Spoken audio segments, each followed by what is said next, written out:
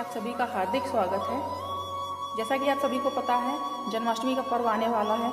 ऐसे में सभी लोग भगवान को प्रसन्न करने के लिए उनको भावपूर्ण भोग अर्पित करते हैं। कुछ लोग 56 भोग भी अर्पित करते हैं। परंतु क्या आप जानते हैं ऐसे 5 भोगों के बारे में जिनको लगाना 56 भोग को लगाने के बराबर ही माना गया है। इनमें से किसी एक को भी यदि भगवान को आप अर्पित कर दें तो वह 56 भोग के समान ही फलदायी होता है। तो आज इस विषय में हम विस्तार से जानेंगे। वीडियो शुरू करने से पहले आपसे एक रिक्वेस्ट है, यदि आप आए हैं मेरे चैनल पर पहली बार तो कर दीजिए इसको सब्सक्राइब, और वीडियो और जानकारी अच्छी लगे तो इसको लाइक भी करिएगा। चलिए वीडियो शुरू करते हैं।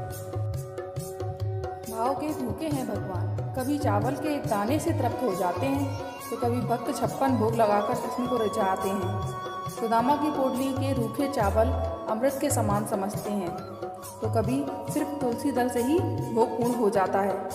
तो जन्माष्टमी वो पर्व है जब घर घर में भक्त अपने आराध्य के लिए तमाम व्यंजन ढेर सारे पकवान बनाने में जुट जाते हैं। लेकिन क्या आपको पता है लीलाधर की ये पंचभोग जिनको लगाने से उसका फल मिलता है 56 भोग के बराबर। कौन से ये पंचभोग? सबसे पहला है इसमें माखन मिश्री। लड्डू गोपाल को माखन चोर भी कहा जाता है और यह बात सभी जानते हैं कि लड्डू गोपाल को माखन मिश्री बहुत पसंद है। अगर आप जन्माष्टमी पर लड्डू गोपाल को खुश करना चाहते हैं तो मक्खन मिश्री का प्रसाद जरूर चढ़ाएं।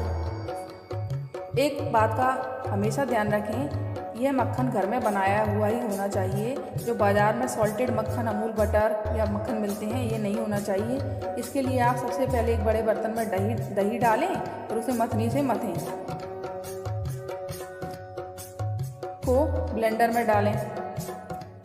ब्लेंड करने से आसानी से मक्खन निकल आता है। मक्खन को एक कटोरी में निकालें और उस पर मिश्री और पिस्ता बादाम डाल के अच्छे से फ्लेवर के लिए केसर भी आप चाहें तो डाल सकते हैं। फिर ये हाथ से बना हुआ मक्खन आप प्रभु को अर्पित करें।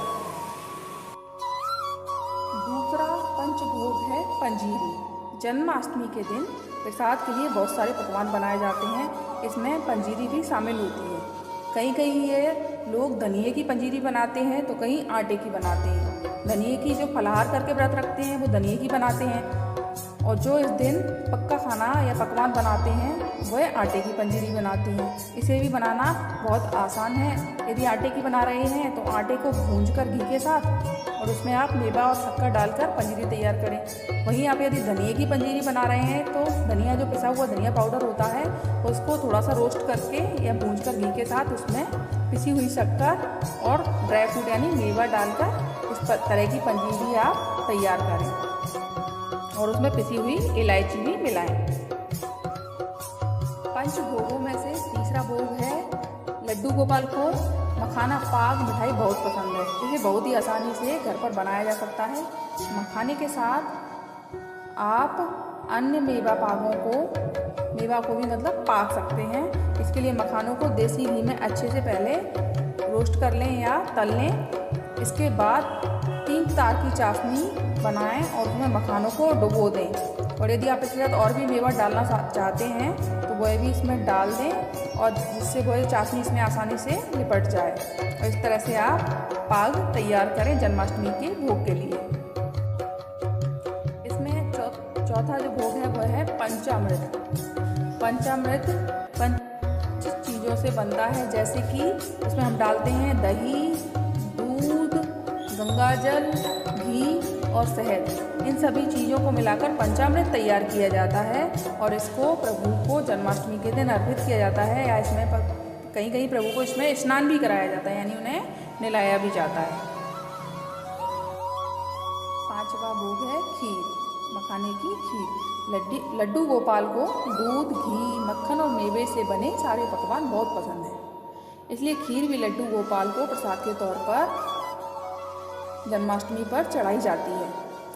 इसमें भी आप मखाने की खीर में चाहे तो महीन महीन काजू, बादाम और जो भी आपके पास ड्राई फ्रूट्स रखे हुए हैं उनको आप चाहे तो दरदरा पीस कर इसमें डाल सकते हैं, और लड्डू गोपाल के लिए एक स्वादिष्ट सी खीर तैयार कर सकते हैं। तो केवल इन चीज़ों का भोग लगाने से ही जन्माष्टमी पर भगवान को प्रसन्न किया जाता है। यदि आप इन सभी का भोग नहीं लगा रहे या किसी कारणवश नहीं लगा पा रहे तो इनमें से केवल एक ऐसा भोग भी है जिसको अर्पण करने से ही भगवान प्रसन्न हो जाते हैं और उसको स्वीकार कर लेते हैं। ये वो भोग है, इनमें से कौन सा? मक्खन मिश्री का। तो आप चाहें तो मक्खन मिश्री का भोग, खुद के द्वारा बनाए गए मक्खन मिश्री का भोग प्रभु को अर्पित करें और उन्हें प्रसन्न करें।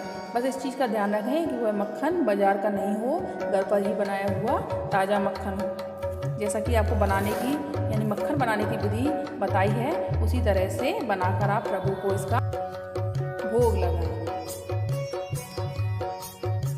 वैसे तो प्रभु भाव के भूखे हैं, तो भाव से आप जो भी उन्हें अर्पित कर देंगे, सच्चे हृदय से जिस चीज़ का भी आप उन्हें भोग लगा देंगे उसको प्रभु स्वीकार कर लेंगे। भगवान को जो भी आप भोग लगाएं इस चीज़ का ध्यान रखें, उसमें तुलसी दल यानी तुलसी का पत्ता अवश्य रखें, क्योंकि बिना तुलसी दल के भगवान किसी भी भोग को ग्रहण नहीं करते हैं। तो उम्मीद है आपको जानकारी अच्छी लगी होगी। जय श्री कृष्णा, राधे राधे, धन्यवाद।